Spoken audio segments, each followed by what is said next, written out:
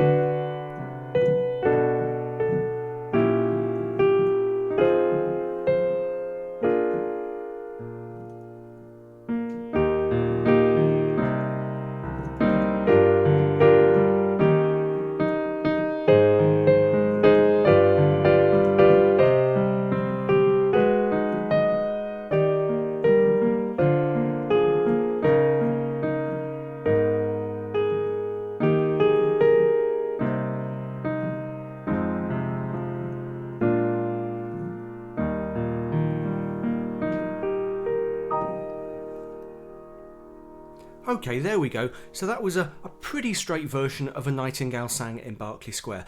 I played around with the rhythm and the tempo a little bit, and I varied the chords a little bit, but mostly I stuck to the basic simple chords. So hopefully you followed that pretty well.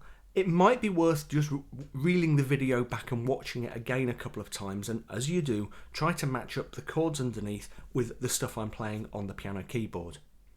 Okay, next up, a slightly more kind of richer, advanced, cocktailized sound with some, richer, more extended chords in.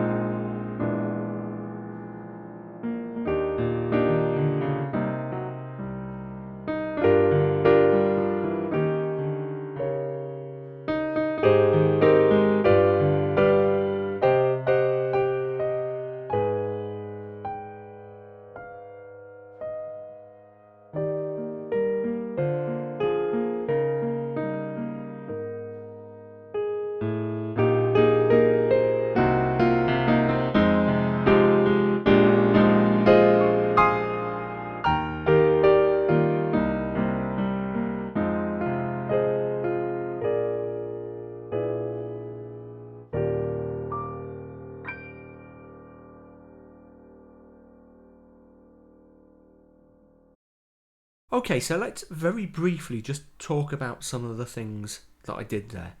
First of all, I added an introduction, okay, based on a very, very simple chord sequence. E flat, C-7, F-7, B-flat-7, slightly embellished and extended a little bit. That chord progression is taken from the bridge between the two verses. Okay, very, very common way of coming up with an introduction to a song. Find a bridge passage within the chord sequence and use that as your introduction. Other stuff that I did, what else was going on there? I used my left quite a lot more than in the version which I played quite straight, and I did a fair bit of sort of, sort of melodic mucking about in the left. Go back and have a look again and see how I'm just every now and then adding a stretch of a melodic line, a melodic bass line in the left hand. Quite a lot of quite deeply enriched chords. You know, there were E flat 9s and 11s. There was an A flat 9 in there in a couple of places. I was really varying the dynamics as well. Sometimes quite loud, quite rich, and at other times quite soft and low. And again, that's a really important part of Cocktail, that real sort of expressivity. Something to notice is the second time through the verse, notice how I started playing the melody up an octave. If you listen to that again, you'll notice at that kind of pitch, it really sings out. It really helps the melody sing out. That's useful if you're playing in a sort of crowded environment. You know, a lot of cocktail piano has this, these quite high melodic sections, and it's because of that, because those high notes will sing out through people talking or whatever. Because if you're playing at a cocktail party or a wedding, blah blah blah, you know, people will be talking. And that's about it. Go through it again, look at the chords again, and try to see what I'm doing. In each sort of little section there. And sit at the piano, have a go, see if you can do a similar thing yourself. So that's kind of it. As I said at the start, do have a look at my Patreon campaign, my crowdfunding campaign if you get a chance. Also, don't forget my book on cocktail piano, my ebook, A Short Introduction to Cocktail Piano, which a lot of people find quite useful. And that's kind of it. So I will see you hopefully next week or the week after with my next tutorial. Okay, see you soon. Bye-bye.